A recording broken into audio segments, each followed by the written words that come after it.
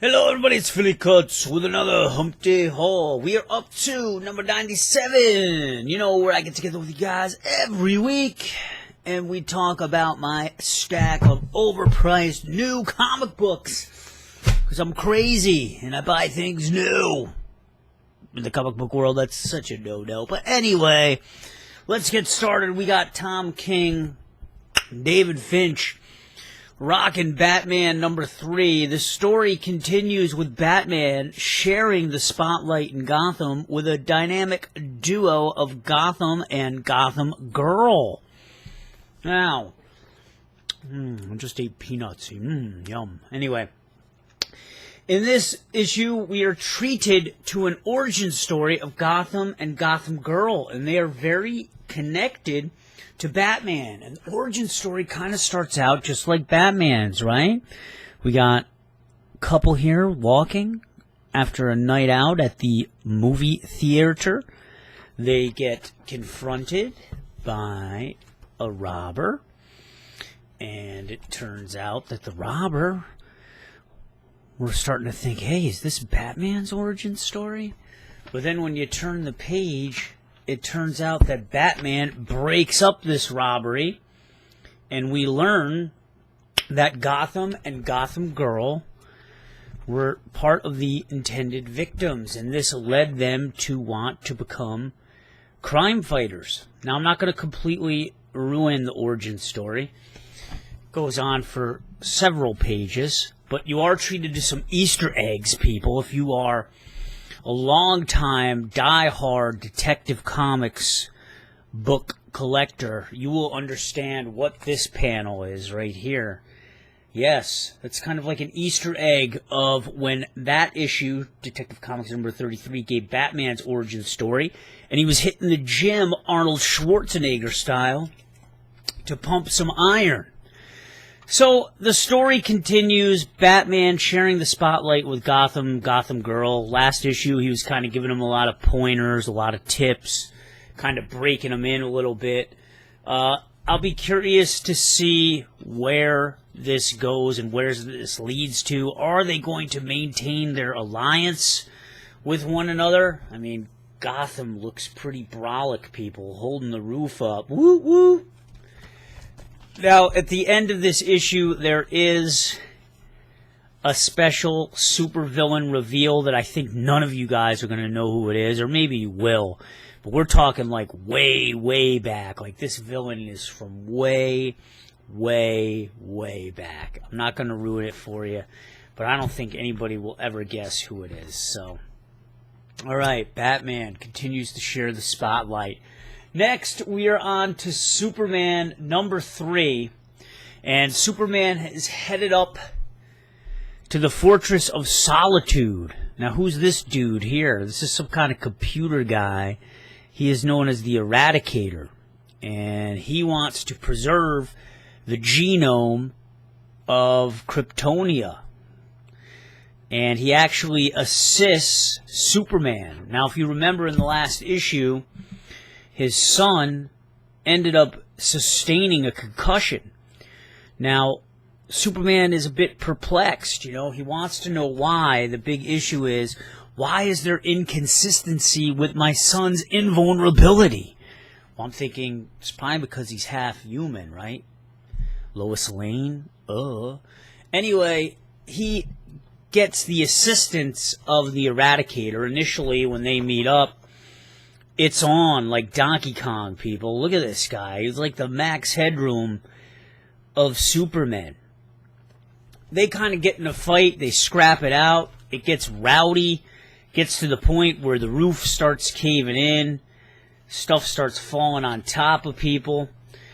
But he ends up saving the day, the Eradicator, preventing the roof caving in on Lois Lane and his son John, and in that single action, he gains the trust of Superman, and they decide to work together, and they decide to take a look at John and kind of figure some things out. I'll be interested to see where this goes. I wonder how long Superman's going to be able to forge this alliance with the Eradicator. He delves in a bit deeper and talks about a protocol that he once did for General Zod. And it was something where they were out to the Zod Initiative or something, and they had to assassinate various leaders on Krptonia. So it'd be interesting to see a little bit more background story into this, a little more background story into the Eradicator, but I'm wondering how long will this fragile alliance last between Superman and the Eradicator. Alright, we are on to Green Lanterns.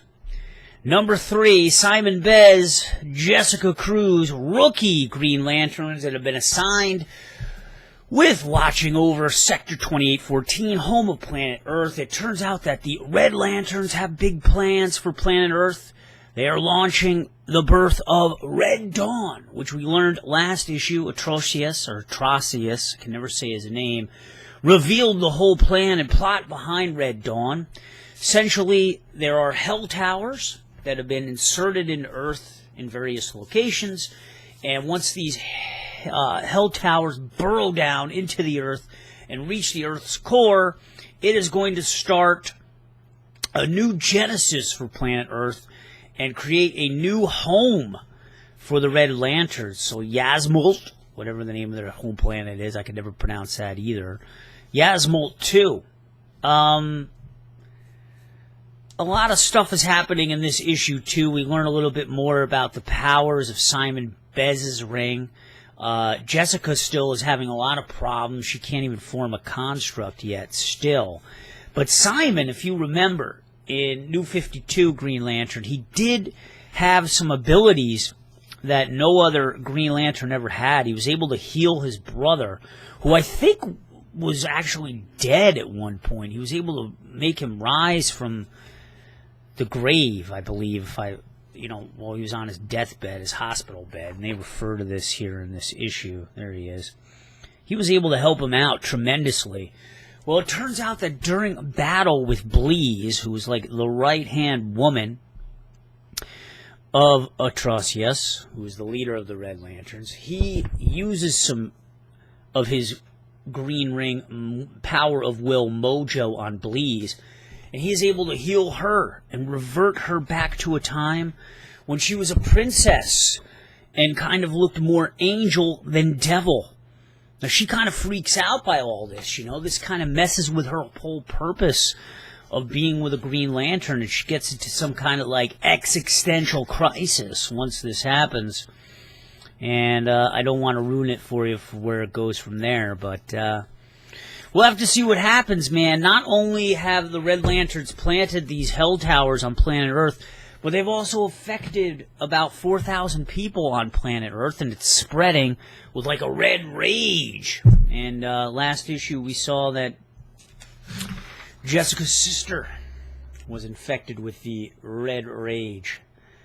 PMSing like a mofo. Alright, on to Aquaman number 3. Part 3 of this story as well. A lot of people were not happy with how the fight between Aquaman and Black Manta ended last issue. Essentially, Black Manta surrendering to Aquaman. Well, it turns out that the Atlantians, a group of Atlantian terrorists, have caught wind that Black Manta committed these acts of terrorism on Spindrift Station. And for some reason, and I haven't read it yet, these terrorists team up with Black Manta. I believe it's like a Merc, maybe? Team up with Black Lantern and kind of switch the blame on Aquaman. And they end up starting to attack the land dwellers. So I don't know. I don't know if this story by Dan Abnett, whose writing I normally like, is kind of turning into a you-know-what show. I guess we'll have to wait and see. But, I'm wondering how long we're going to tread ground on the whole Aquaman is not fully accepted by the land dwellers, a.k.a. humanity, and he's not fully accepted by the sea dwellers, the Atlanteans. How long are we going to deal with that? Now, I am happy that we're seeing Aquaman kissing it up with Mera. Severely underrated superpower couple here, man. I think that Aquaman and Mera don't get enough respect. You know, I'm just hoping that we can start to capture some of the magic that was found in Aquaman New 52, you know, when Jeff Johns was doing the writing. But I guess we'll have to wait and see. We will have to wait and see. This issue seems like there's not a lot of action in here. Aquaman and Mera get invited up into the White House, and they end up chatting it up with the White House Chief of Staff. They kind of have a whole talk about terrorism and whatnot. I appreciate that it's kind of pertinent, you know, in that respect, being that we are dealing with terrorism now all the time, all over the world. It seems like every other week there's now a massive terrorist attack. So I do appreciate that, you know, they're kind of working on, you know, everyday themes, but we got to see where it goes. And I promise I will never eat peanuts before a comic book haul ever again, because they're all stuck in my mouth, and that's why I keep making noises like that. I'm sorry. All right, Justice League, number 1.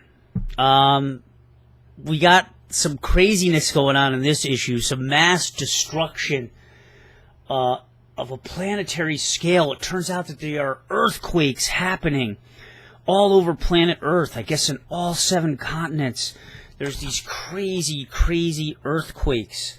Now, we have Brian Hitch doing the writing, and Tony Daniel, who gives us a lot of 2-page spreads in this book, doing the artwork. The Justice League are scattered all over the world, trying to, you know, tone down the destruction of these earthquakes. I think you have Wonder Woman in Eastern Europe somewhere. Let's see, they're all over. You got the Green Lanterns are in Beijing. You got, I think, Cyborg in New York. Yep, Cyborg's in New York. There isn't really a big fault line in New York, so I'm wondering what's up with that. Anyway, it turns out that there's a race of creatures as well, I forget, known as the Kindred. Are they behind these massive earthquakes? So we got all this massive destruction going on. The Justice League being scattered to the 7 seas and the 7 continents, trying to clean up the mess. And then you got like these insect-like creatures invading and trying to sting Batman in the neck. So, I don't know, man. Does this look pretty impressive for you guys? I'm not really a long-time Justice League reader at all. But it seems pretty standard fare, kind of end-of-the-world alien invasion type stuff. So I guess I've got to see where this goes. But I'm willing to give Justice League a shot. You know, this go-around with DC. So I guess we'll see. And if you noticed, there's no Green Lantern in that issue. He's gone, people. He is gone. You now have the Green Lanterns on the Justice League. So you have Simon Bez and Jessica Cruz. Alright, and Hellblazer, Rebirth, John Constantine. This magazine is no longer rated M for mature, like I think it was the last issue. It's a teen plus. I don't know how much that's going to affect the writing in this. But I guess a lot of this is a return to basics, they're saying. Constantine is going to be leaving New York, heading back to London. It turns out that I guess this is turning into, you know, a typical story in Constantine, where John Constantine uses his dry wit, sardonic manner, and tries to outsmart another demon. I really enjoyed the last run of, you know, the Hellblazer, Constantine the Hellblazer. So I'm willing to give this another shot and see where it goes. This guy looks all colonial and stuff.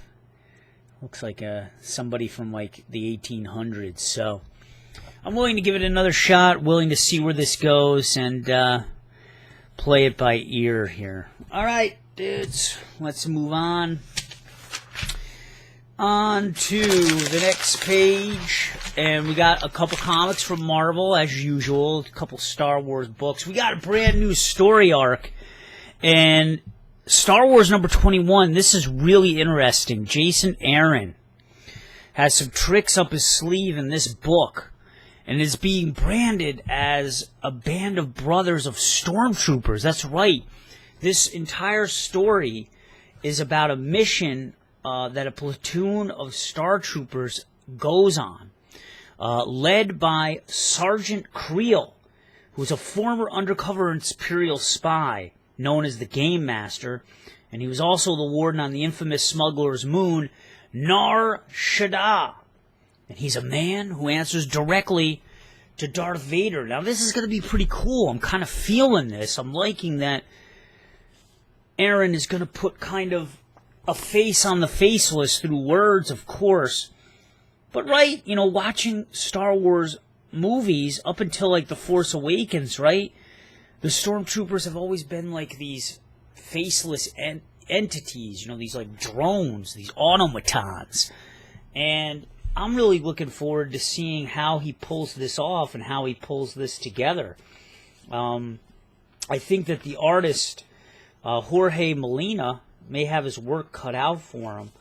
I mean, how are we going to distinguish these stormtroopers from one another? I guess each one's uniform is going to look a bit different, and I guess they are going to have a bit different abilities as well. But this is like the Das Boot of Star Wars, right? If you never saw Das Boot, that was a movie during World War II in which it took place in a German submarine, you know, with the Nazis.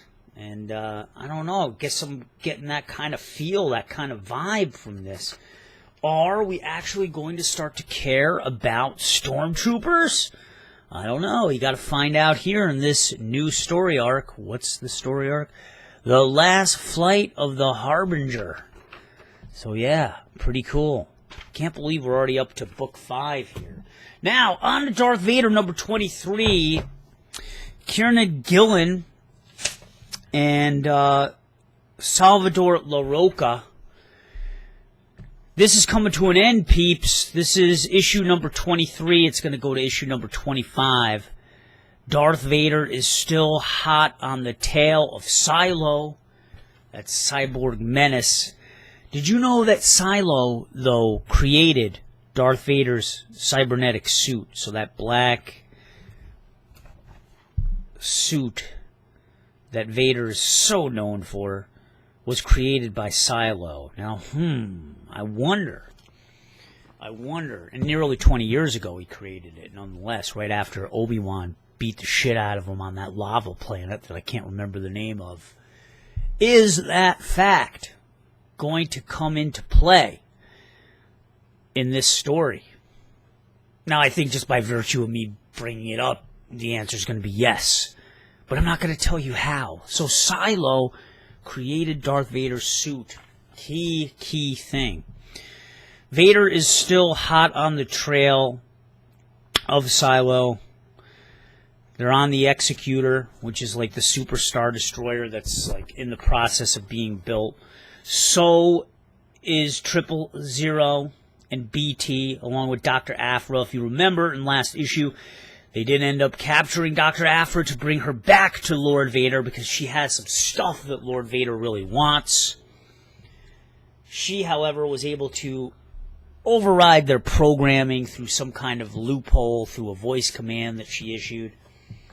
So that's going down there. Silo sends out his last remaining cyborg to fight Lord Vader. His name is Morit.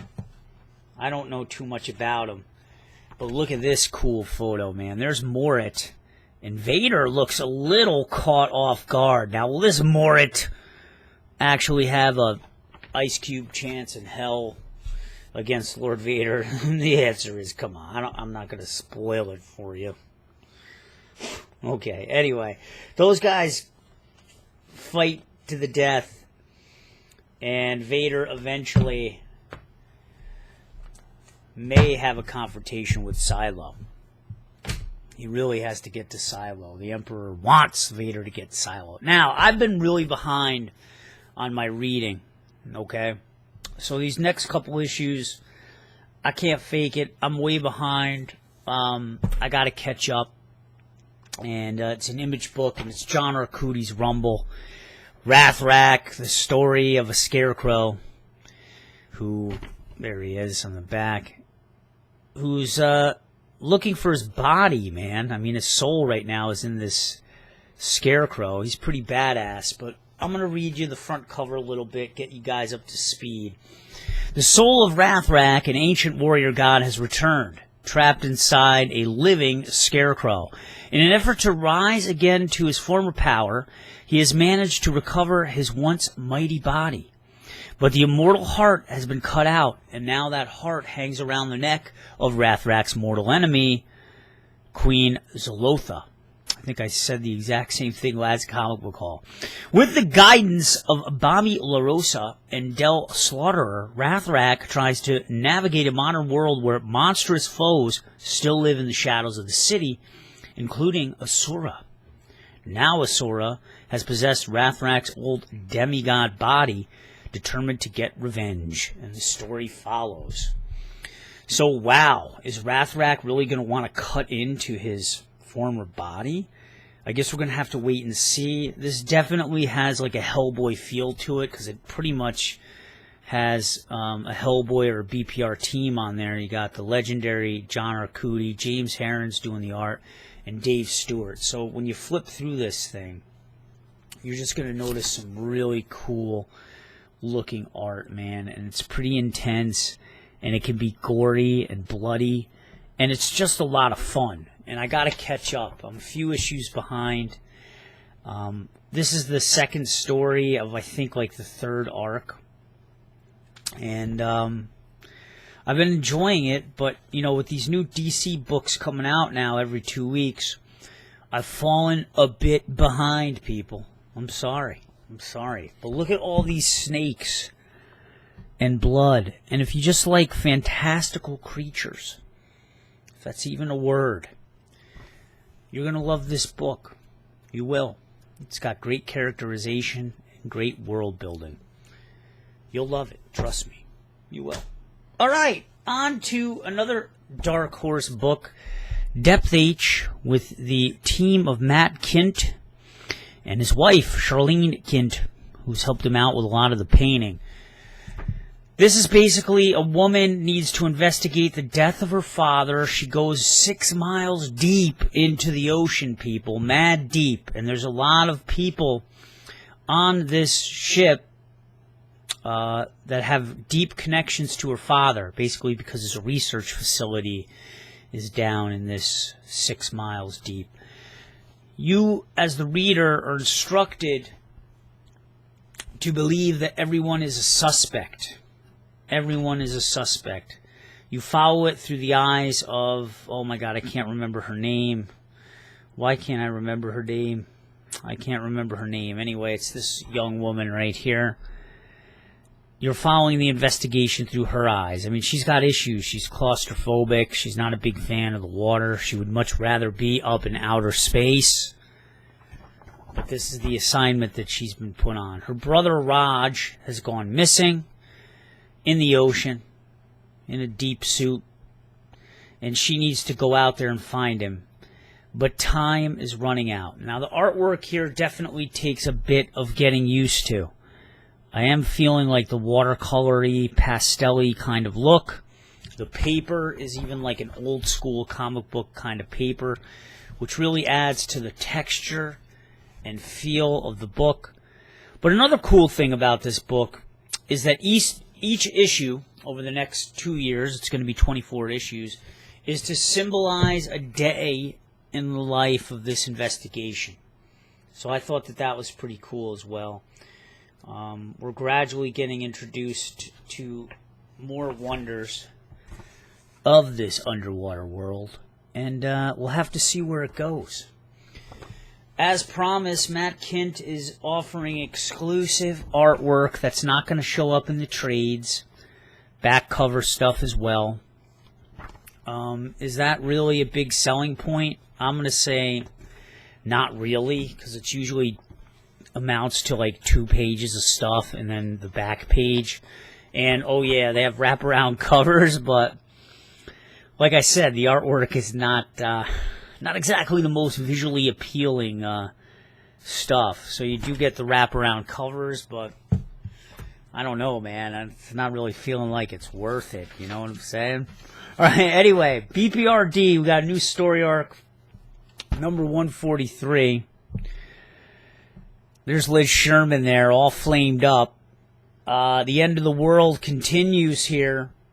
Lots and lots of stuff going on in these BPRD issues that I can't even fully explain. I kind of like that the last story arc kind of, narrowed down the scope of the story a little bit, where it just dealt with Ashley Strode investigating, the mysterious disappearances of children in this backwater town, and it ended up being a demon that was luring these kids into the well and was eating them.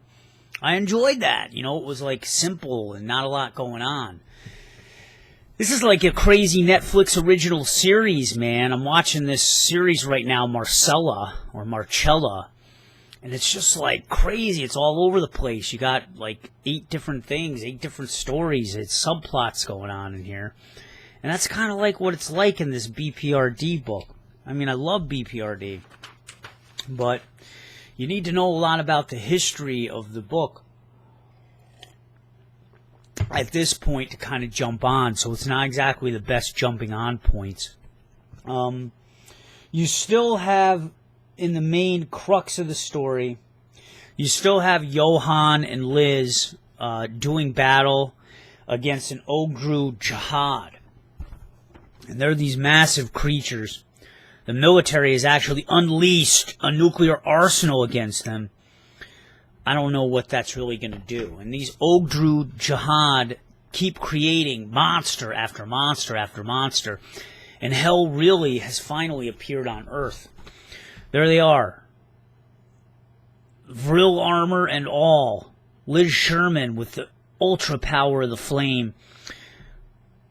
Liz Sherman actually, in an ironic twist, turns out to be one of the most positive characters in this book at this point, and that's highly unusual. And Kate Corrigan, who's the leader of the BPRD, ends up having like a nervous breakdown. So I'll be interested to read that and see what happens there. You do have Varvava. I can't even say her name, but she's this crazy little Russian midget-like girl. Yeah, it's just a lot going on, man. The series is coming to an end. BPRD Hell on Earth, I believe it's the last story arc, has finally started. All right, and then finally, my man, Jeff Lemire, has a new series out. You guys know that I love Jeff Lemire because of Descender and also Plutonia. We have Black Hammer, Dean Ormstrom doing the art, and look at that, Dave Stewart, which I never would have known. I'm so used to Dave Stewart being teamed up with Magnolaverse artists that it's just like I kind of wouldn't even know. But look at that. This is apparently a story about a group of superheroes that are 10 years removed from superheroing. They've retired. Moreover, they've moved to a rural area, I guess known as Blackhammer. And it kind of just deals with their life after superheroing. They have interactions with the locals. They're into domesticated things, just like I showed you, cooking bacon and eggs. Some of them are trapped in the body, or one of them is trapped in the body of like a 9-year-old. And I thought it was a real interesting concept, life after superheroing. Are they going to be able to stay that way for long? I guess that's going to be the big question. Is something going to happen in this here town that will bring them out of retirement? It does give a flashback of 10 years ago when they were superheroing. Heroes killed, saving Spiral City. I'm thinking that must be a front, but it shows them in their superhero glory. And I thought if any man could kind of write on this subject or topic, it could definitely be Jeff Lemire. He just has a great way of writing, and the dialogue is so easy. So check it out, a new series, Black Hammer. Now, Weird Detective number 2 came out, but I didn't read Weird Detective number 1 yet. So I'm going to wait. I got to read that, and then we'll see if I get that. It's on keep or sleep status.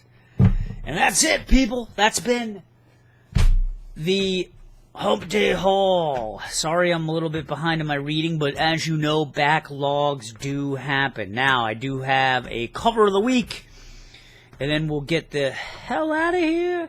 I don't know, I was just feeling this Star Wars cover, man. I thought it was really cool. I liked it. I just like the way it looks.